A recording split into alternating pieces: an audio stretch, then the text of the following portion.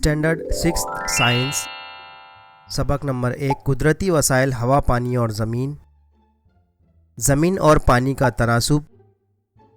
पानी का हिस्सा 29%, जिसमें खुश्की का हिस्सा है 71% यानी ज़मीन।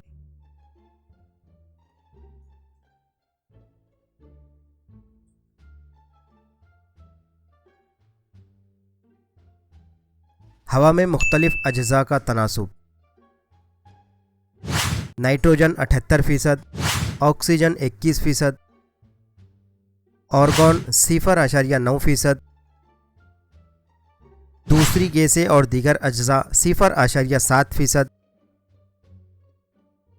Carbon dioxide 0.3%।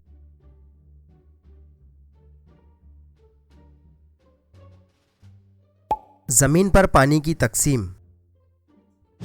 97% हिस्सा समंदर और बहरे आज़म पर मुश्तमिल है। 2.7% हिस्सा बर्फ़ की हालत में है। 0.3% पीने के काबिल पानी।